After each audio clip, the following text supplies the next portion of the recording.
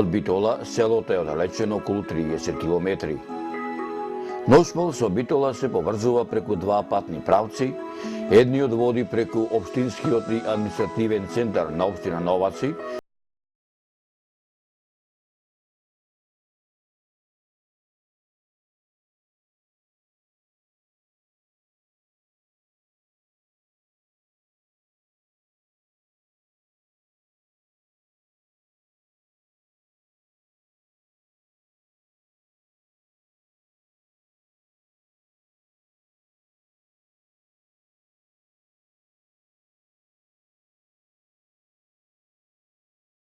од поношето на Селечка планина и благо се спушта кон запад до левиот брег на Црна река. Зафаќа површина од околу 11 квадратни километри. Атарот на селото Ношмол е еден од поголемите во споредба со соседните села кои го красат плодната почва, изобилството на подземните води, сонцето и чистиот воздух. Овие природни богатства во голема мера придонесуваат ова убаво село да опстои на овие простори низ вековите, па се до ден денешен. Ношмол по надворешниот изглед дава јасен впечаток дека станува збор за типично полско село од збиен тип.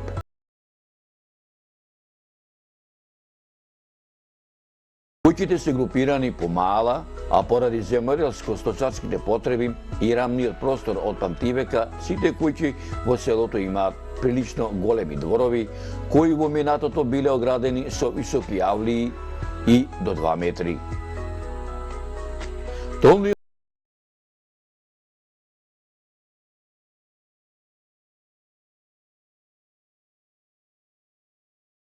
Тоа што била изградена куќата и другите стопански објекти, секое домаќинство во посебен дел имало гумно за вршење и правење копи од слама и стогови сено. Портите го поврзувале дворот со селскиот пат, а биле широки до 4 метри, за да можат полесно да влезат натоварените запрежни коли. Сред селото е најкомуникативниот дел на селото селските маала. Во минатото за време на верските празници, Великден, Спасовден, Водици, Духовден и други, тука се одржувале заеднички веселби, свиреле гајди, зорли, биеле тапани, се виеле ора. Во близината на сред селото е и селската кооперација.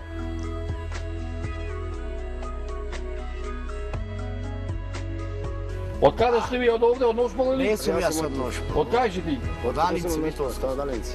Ти си од Алинци, а? Да. А ти? Од Ношмол. Од Ношмол, а? Од тука сум. Што има ново во селово? Што има да имам? Нема ништо, сето така. Не е лошо. Што те набеда дека од Алинци во Ношмол да дојде? Работам во ЗИК Пелагонија, носам луѓе возам. Работници не превозима. Превозник. Тутун живов, пченица да јожнав. Колку иде пченица? Да, 3 тона. Ќе ја продаваш или ќе ја чуваш? Се дадов се да што ми треба се остави, другото го дадов. А тутун го имаш насадено? Тутун имам насадено 7 декари. Овде во продавницава имате ли се што ви треба да се купи? Тоа сега фала Богу знам да нема многу продавници. И во секоја доба додише отворен, работи нон-стоп. А и плюс ако може да го викнеш од дома да ти направи услуга човек. Нон-стоп значи слезе да волни снабдена продавница да многу. Со превоз до Битола до Со Могила? превоз до Битола, до Могила немаме таму, ако е општината. До Могила се собствен превоз, иначе за Битола има автобуси. Има во 8, има во 5, има во 12, има и во 6 поставен. Сега поради нема ученици. 3 релации се скратени. Кој ќе почне учениците, има 6 релации од Битола Ношмол за Битола. Што пари ви земат? 50 динари е картата. А до Прилеп? За Прилеп немаме превоз, од приватно идат Мусинци. И тоа води 2 пати неделата, во среда и во сабота. Тој што пари ви зема? Не сум бил досега со немам патуван, ама 70 денари земам. колку? 70. Одење 70 назад, 150 денари.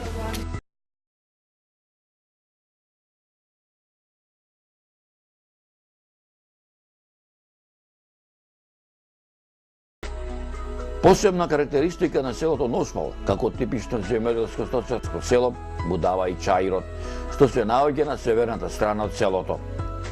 Во чаирот има неколку помали и поголеми вирови, што се останати од минатото, кога селаните правеле плитари, а кои местното население ги користело при градење куќи, помошни објекти, авли и друго.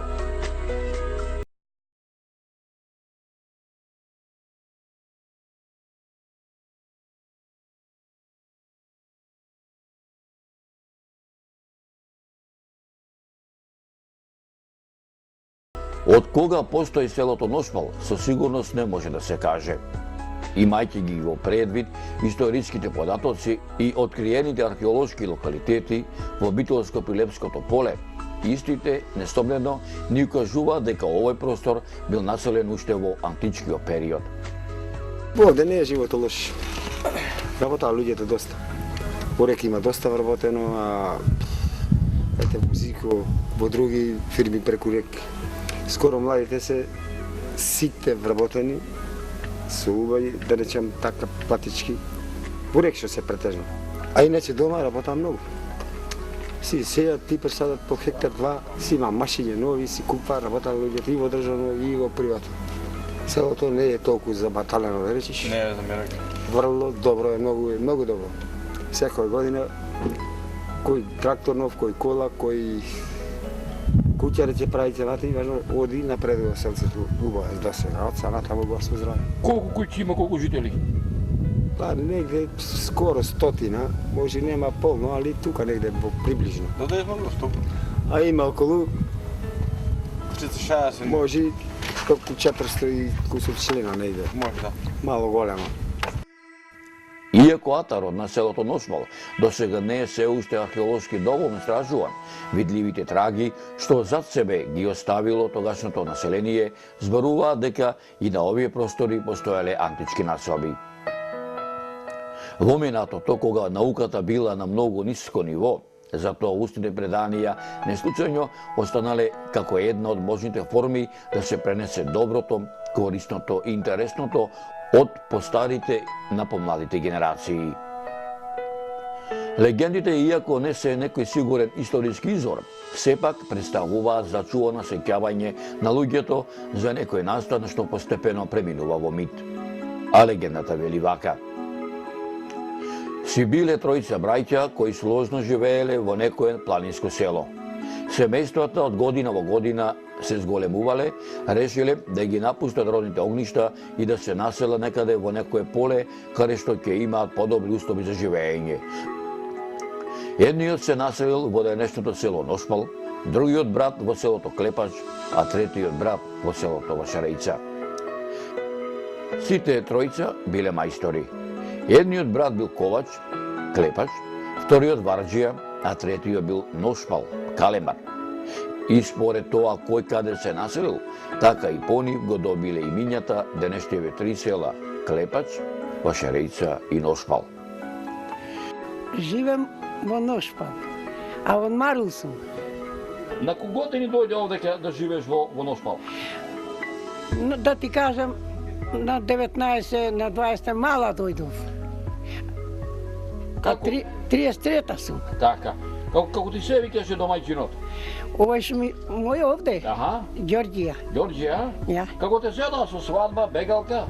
Ме зеде бегалка, тој сетне свадба ми си направиме. Ево ти бегалка? Така сакаше. Не те дава одном или како? Не ме дава. Се сакаме, се зедам. Така. Кој живот беше подобар за живење, за постарите? Животот пред 50 години или сегашниот? Абе, не знам ни да ти кажам јас кој некако, јас не сум дърчиш некоја учена или 8 или 7 некако. Немаше тога училиште во Мару. Што знам како да ти кажам. Арно беше, арно. Што знам. Кога имаше повеќе намус кон постарите во твоето време или сега?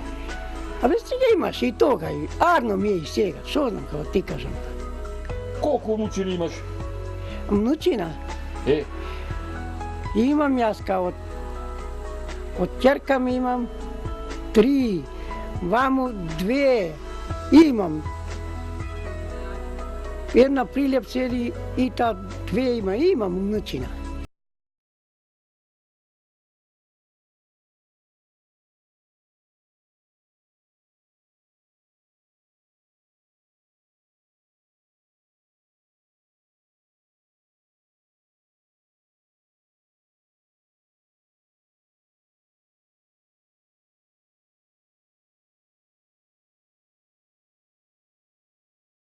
раците, снага, се. Се колку што можам така ќе врашкам на Сабајле. Ќе се вика низ дома, така? А не издама така, трбин, ајде.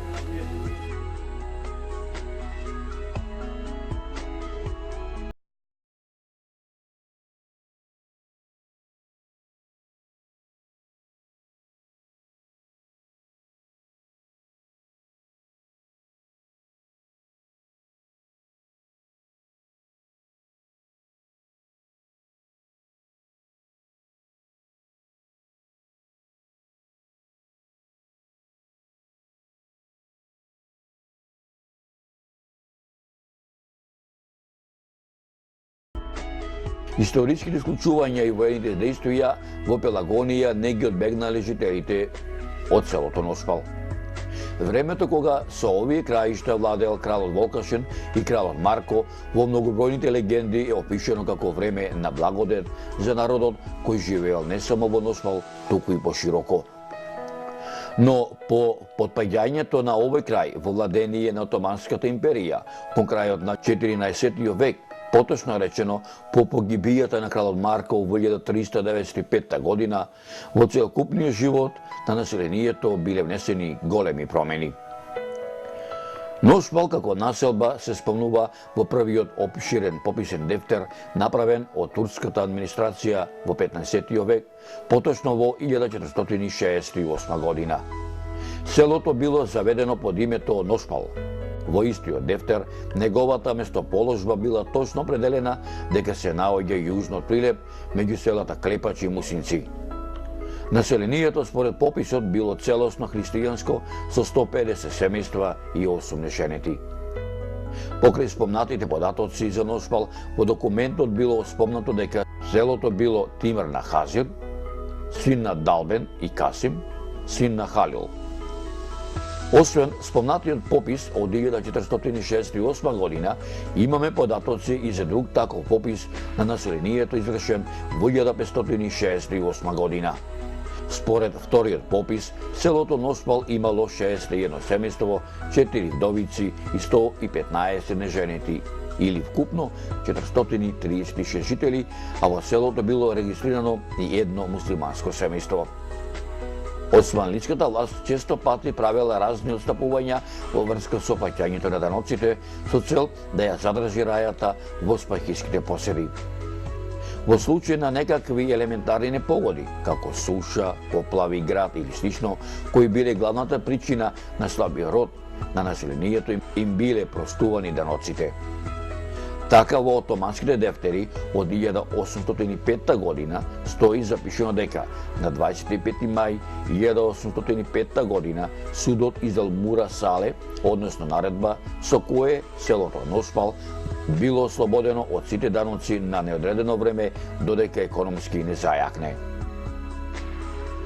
Носпал не го одбегнуваат и други збиднувања, како од втората половина на 19. век, така и воените збиднувања кои се случувале во првата половина на 20. век. Носпал не го избегнуваат и разните странски национални пропаганди на тогашните соседни држави на Македонија, која се уште се наоѓала под отоманско владение, како што се бугарската, грчката, српската. Првите децении од 20. век се познати по неколку историски настани, по Лидерското востание, Првата и Втората Балканска војна и Првата светска војна, во кои учествувале и носпалци. Многумина од нив ги загубиле своите животи борејќи се за туѓи интереси. Како спомен од тие настани, но како спомен на борбата на македонскиот народ за слобода е и спомен гробницата пред црквата Свети Спас во селото Добрушево, подигната во чест на загинатите комити кај местноста викана Карабатица, каде што во 1876 година во неравна борба со турскиот аскер на ударот на слободата ги положиле своите животи 12 комити заедно со војводата Тодор Цветков, родом во селото Лажец. Исто така мощно важно да спомнеме е и за погибието на прочениот војвода од овој крај, за кого народот го опеал во песната "Абер ми дојде од могила, низ поле Пелагониско, Димче Сарванов, Димче Могилче" во селото Носпал во 1907 година и на Тале Велјанов Талев и на Христо Иванов Сепивир сите од селото Ношпал. Првото училиште во Ношпал е отворено во 1918 година. Училиштето било отворено во дворот на Стојан Јосиповиќ. Училиштето го посетувале ученици и од соседните села Клепач и Варшареица. Во 1941 година, со промена на властите, училиштето во Ношпал продолжило со работа, но сега српските и црногорските учители ги замениле бугарски, а училиштето покрај ношпалци го посетувале ученици од селата Алинци, Арматуш, Пудаково, Горно и Долно Чарлија, Мусинци, Путурус, Радобор, Трап и Црничани.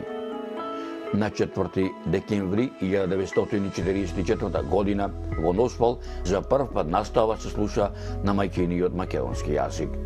Според документацијата запишени биле вкупно 161 ученик и тоа во прво деление 47 ученици, во второ деление 30 ученици, во трето 40 и во четврто деление 35 ученици.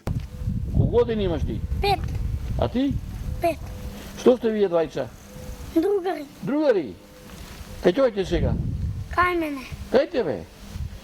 Како сега татко ти? Горе. Мајка ти? Николина. Имаш дадички или братче? Нему. Само си? Да. Со другарче што си играш? Да. Што си играте? Се игри. Игри дома. А како ти се игра тато тебе? А Киро. А мама? Блајчица. Имаш ти бато или дадичка? А бе сестрички. Две сестрички, како ти се вика? Едната или едната деда. Добро, оѓе.